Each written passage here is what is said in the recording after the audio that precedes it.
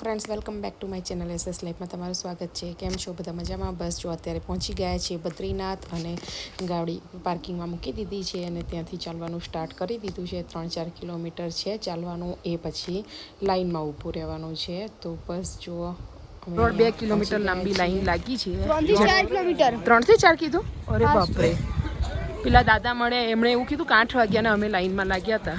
અત્યારે એમનો નંબર આવ્યો, વિચાર. જો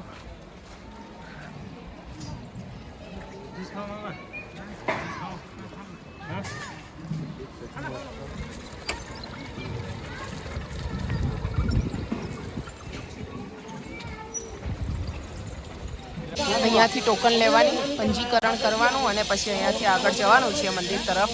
બહુ જ લાંબી લાઈન છે.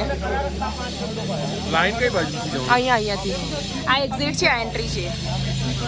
આ લખે ને બદ્રીનાથ મંદિર જાને કા માર્ગ, 500 મીટર, ફક્ત 500 મીટર, પણ લાઈન છે 3 થી 4 કિલોમીટર લાંબી.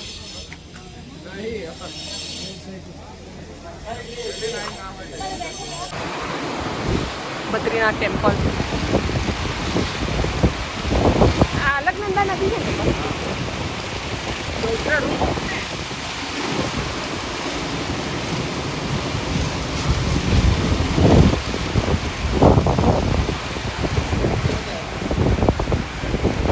એકદમ ઠંડો ઠંડો પવન આવી રહ્યો.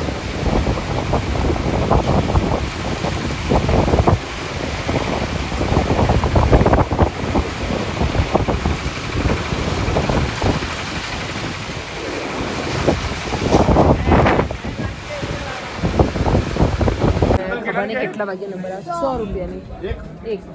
મેં જોઈને બહુ સરસ હતી, બતાવતો આગળ આખી દુકાન એની જ છે. કહેવાય છે કે અહીંયા બદ્રીનાથથી ઘરે તુલસી માળા લઈને આપી, એટલે તુલસી માળા એ આગળ મેં બહુ સરસ જોઈ, એ ત્યાંથી લઈ લઈશું. કેટલા વાગે નંબર આવશે? મને 10 વાગે. 12 વાગે રાણી લેવા. કેટલા વાગે અત્યારે વાગ્યા જ કેટલા? 3:15 અમે લાઈનમાં છીએ. અમારી પાછળ 3:15 અમારી પાછળ આટલા જ છે, પણ 4 કિલોમીટર ચાલીને પાછા અંદર અમે આવ્યા છીએ. હવે જોઈએ છીએ કેટલા વાગે નંબર આવે છે અમારો દર્શન કરવાનો. બહુ જ ભીડ છે, અતિશય ભીડ છે.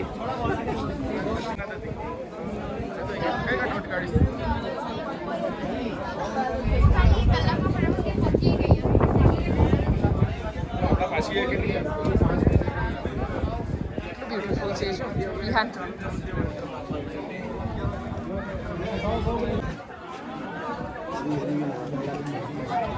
વાવ, કેટલું મસ્ત થઈ.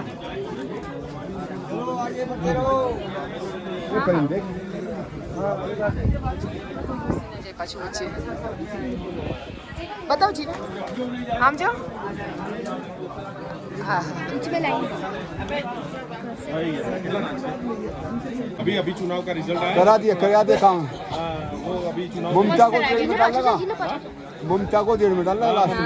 ममता को अभी बैठा दिया. अभी हाँ, दे मर्डर करा दिया. दीदी आगे है ना यार. रपट लिखवाई है ममता के बारे में. हाँ देखा, अभी आएगी ममता. अब आएगी. दोनों अच्छे आदमी, शाह भी और वो भी और योगी भी. मोदी नहीं आता, योगी कहाँ जाता? नहीं जी, मोदी आया फिर तो पूरा यार राधे राधे कर दो दादा. कर दे. मोदी आने के बाद तो पूरा भगवा छाया. हाँ, पहले तो क्या था? ये भागवत सब आगे. नहीं ये अच्छा आदमी थी, धर्मेंद्र. वो शास्त्री नहीं है जी, जो अपना शास्त्री, क्या शास्त्री का नाम है, हनुमान जी का भक्त है जो वो. जी ना, अगर चल बेटा जो लाइन में. अब लाइन चालू होने वाली है.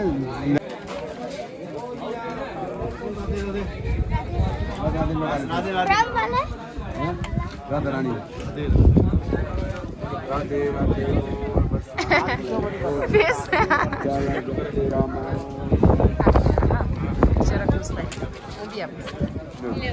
महाराज આઈસ્ક્રીમ છે. ગાઈસ 3 કલાકથી લાઈનમાં ઊભા છીએ અને હજી અમારો નંબર નથી આવ્યો. પાછળ લાઈન જ લાઈન, આગળ એકલી લાઈન. હજી બીજા 2 કલાક થાય એવું લાગી રહ્યું છે. પાછળ જો નદી, અલકનંદા નદી જોરશોરથી વહી રહી છે. 3 કલાકથી છોકરાઓ બધા લાઈનમાં છે. હેલો, એ બચાવો બીજો.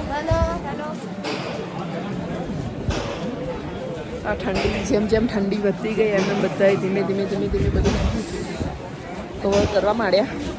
એકદમ ચિલ્ડ થઈ ગયું છે કેમ કે ઉપર એકદમ પહાડ છે સ્નોના. ઉભારો બેકથી બતાવો. સ્નોફોલ થયેલો છે ઉપર ચારે બાજુ. બોલો આ બાજુ કોઈ છે, સામે છે, આ બાજુ પહાડો પર સ્નોફોલ થયેલો છે. સાઈડમાં નદી ખડખડાટ વહી રહી છે. અલકનંદા નહીં ચાહીએ ભૈયા.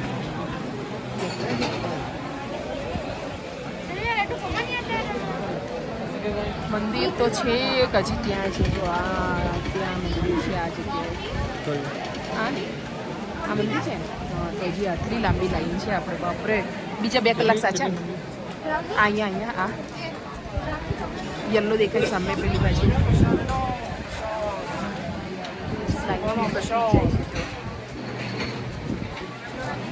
આપણે આમથી આવતા હતા ત્યારે આ વાળો પેલો બ્રિજ આવ્યો હા એ કેટલું ત્યાંથી પવન ઠંડુ ઠંડુ આવે. બરાબર.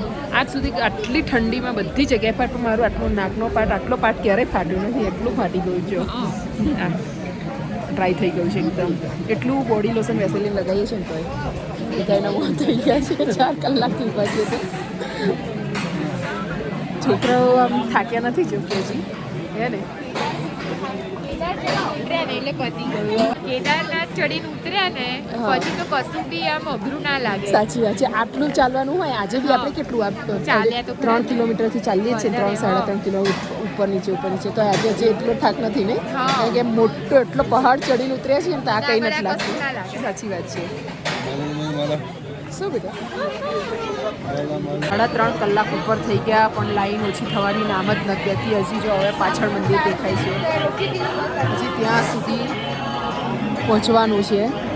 આરતી ચાલુ થઈ ગઈ એટલે સ્ટોપ થઈ ગઈ લાઈન. થાકી ગયા બધા, પગ દુખી ગયા બરાબર. ઊભા રહીને થાકી છોકરાઓ થાકી ગયા છે, મોટા બી થાકી ગયા છે. હવે ક્યારે જલ્દી નંબર આવી જાય દર્શન કરવાનો તો સારું. હા એ જ ને. બધા થાકી ગયા છોકરાઓ બધા પણ તો બી રમી રહ્યા છીએ એટલે સારું છે. વચ્ચે વચ્ચે બધી શોપ આવે છે એમાંથી કંઈકનું કંઈક લેતા રહે છે, ખાતા રહે છે. એમ કરીને આગળ ચાલ્યા જઈએ છીએ અમે.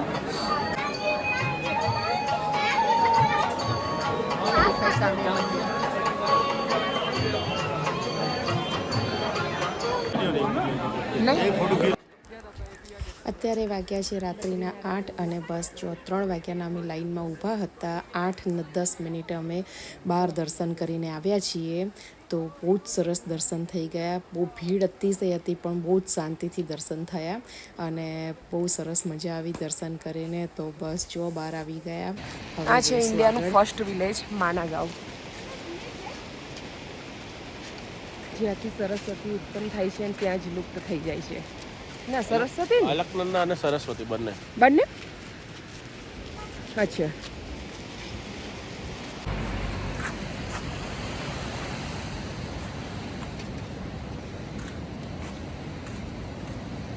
ઇન્ડિયા અને ચાઇનાની બોર્ડર પર છે એકદમ માનાગાંવ.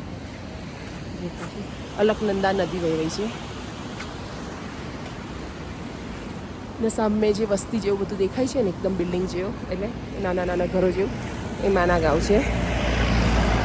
એટલે તો ચાલતા જઈ રહ્યા છીએ કેમ કે અમારી મોટી ગાડી છે એ અંદર આવવા નથી દેતા. તો 1-1.5 કિલોમીટર જેટલું ચાલવાનું છે. તો ચાલીને પહોંચીશું ત્યાં. આ છે હનુમાન ચટ્ટી. અહીંયા હનુમાનજીએ ભીમનું અભિમાન તોડવું હતું. ભીમને અભિમાન આવી ગયું હતું કે મારાથી શક્તિશાળી બલવાન કોઈ જ નથી. એટલે હનુમાન દાદા અહીંયા બેસી ગયા હતા એમની પૂંછ આડી રાખીને અને એમને કીધું હતું કે તું મારી પૂંછ ઉઠાવીને બતાવ તો ખરો હું માનું. અને ભીમ એમની પૂંછ